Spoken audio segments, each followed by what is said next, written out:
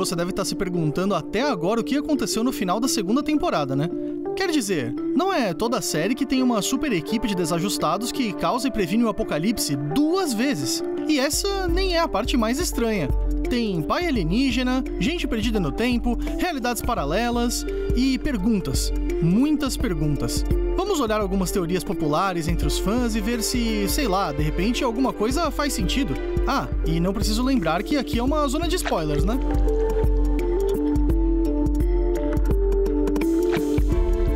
Antes de mais nada, vamos relembrar umas coisinhas, certo?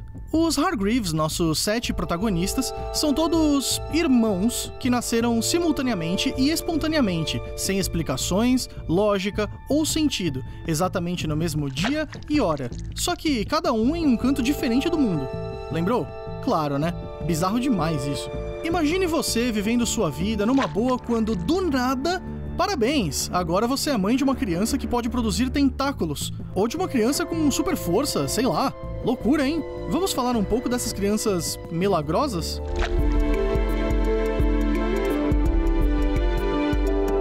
Todo super-herói tem uma história de origem, e a gente pode até imaginar que a dos Hargreaves é simplesmente essa que contam na série, sobre as tais crianças inesperadas. Mas tem umas ideias por aí que podem explicar como as mães dessas crianças tiveram seus filhos.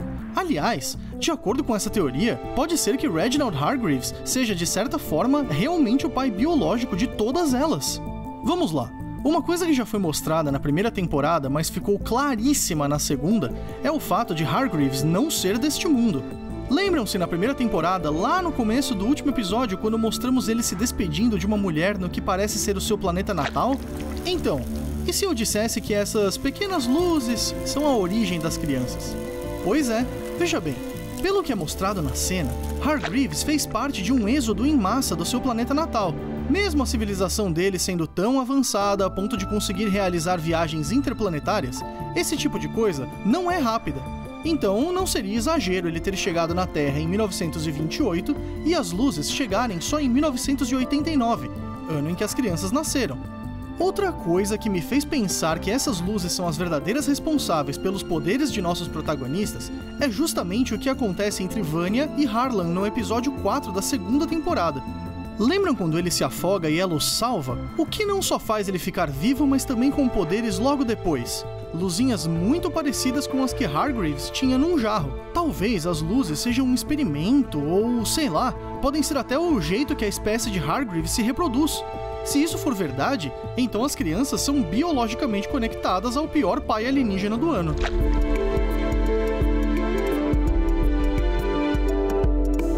Tá, mas o que a gestora tem a ver com o assunto das crianças? Calma lá que eu vou explicar. Nós sabemos que ela faz parte da comissão, um grupo de assassinos responsáveis por garantir que tudo no espaço-tempo fique do jeito que deve ficar.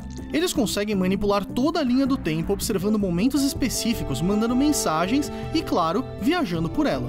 Aí eu vejo você dizendo, ah, mas eles fazem isso com uma maleta especial. Correto. Mas lembram dessa cena?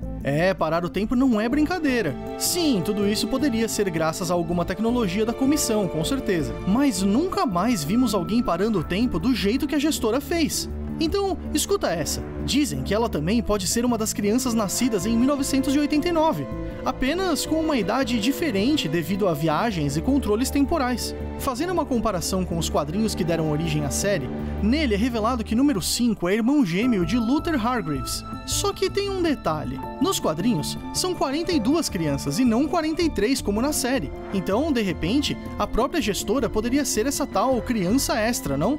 Além de ser a irmã gêmea do número 5. Quem sabe explicando possíveis poderes de manipulação temporal. Mas e Layla? Uma das crianças milagrosas confirmadas pela série e filha adotiva da gestora. Será que ela se encaixa na história de algum modo? De repente, a missão da gestora, no fim das contas, seja juntar toda a família da mesma forma que o excêntrico alienígena Sir Reginald Hargreaves?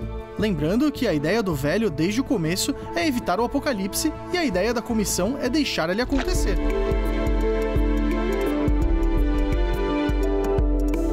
Foi aquele final, hein? Claro que eu não imaginava que fosse dar tudo 100% certo, mas olha, uma linha do tempo paralela com outro time, Reginald Vivão da Silva, e para melhorar, Ben não só vivo, mas líder da Sparrow Academy e com a maior pinta de folgado? Isso sim foi surpreendente. Mas e aí, né? O que diabos é essa tal de Sparrow Academy? Quem são seus membros? E será que eles estão lá para ajudar ou atrapalhar? Vendo como a Umbrella Academy voltou para 2019 com tudo quase igual, logo nós podemos imaginar que eles tenham viajado para uma realidade alternativa. Mas na verdade, dizem que essa é realmente a realidade deles. E por que acham isso? Bem, vocês se lembram o que Hargreaves diz para eles assim que eles chegam em casa? Sabia que vocês apareceriam um dia. Pai? Pois é, essa frase sugere que ele conheceu mesmo os membros da Umbrella Academy, exatamente como aconteceu em 1963, naquele encontro desastroso entre eles. Aliás, a teoria vai para esse lado.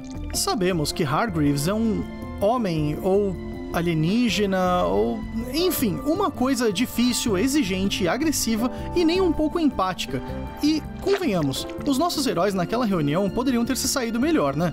Provavelmente, o comportamento deles inspirou Reginald, ou melhor, serviu como uma prova de quem ele não deveria adotar quando essas crianças especiais surgissem.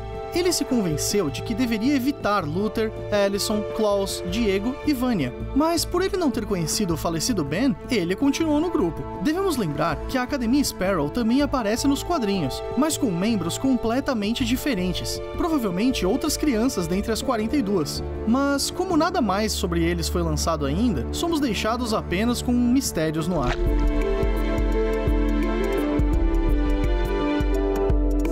Harlan é o filho de Carl e Cissy Cooper, e ele é muito próximo de Vanya, já que ela foi acolhida pelos Cooper. Aliás, depois de ele ter se afogado, os dois não só estão mais próximos do que nunca, como também compartilham os mesmos poderes. Inclusive, no final da série, vemos que Harlan segue com suas habilidades, sendo até capaz de levitar um de seus brinquedos.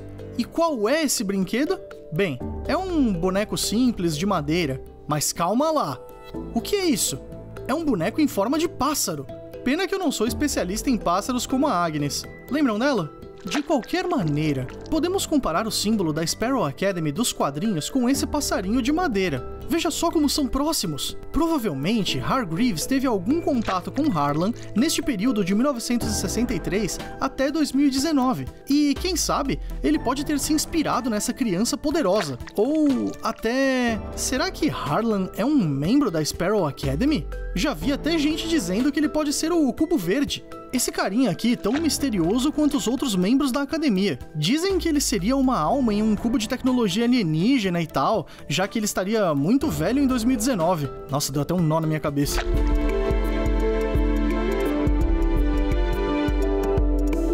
Eis o nosso querido fantasminha. E embora o Klaus esteja sempre de saco cheio, todo mundo sabe que o Ben é o xodózinho, né? Diego mesmo ficou super animado ao poder conversar novamente com ele. Ai, amor fraternal é assim, supera até barreiras como tentáculos gigantes. É muito amor mesmo.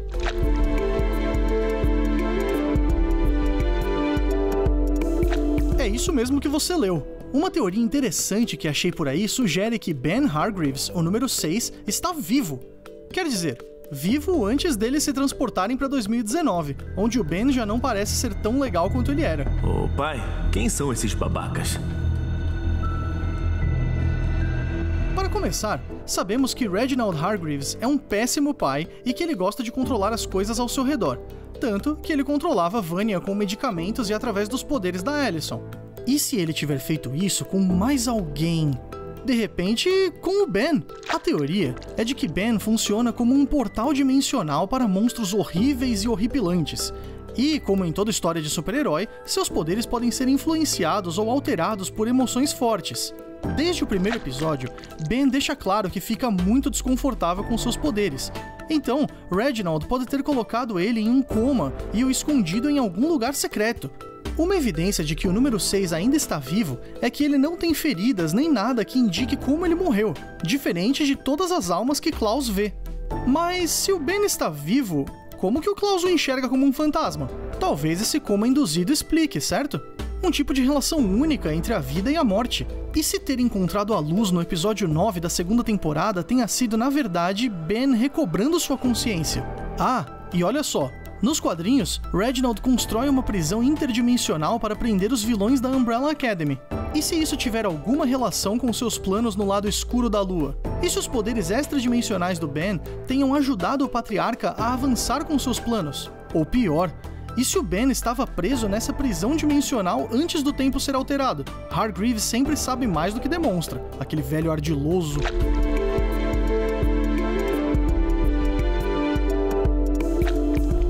Aqui não é bem uma teoria, mas mais uma observação. Vocês viram essa moça durante a primeira temporada? Ela aparece nos episódios 1, 4, 7 e no último, sempre com uma roupa e até um jeito diferente. Será que essa moça ainda vai aparecer de novo? Era só um easter egg? É reaproveitamento do elenco de extras? Ou ela é uma agente da comissão fazendo tudo tão na surdina que nem a comissão fala direito dela? É de se pensar, né?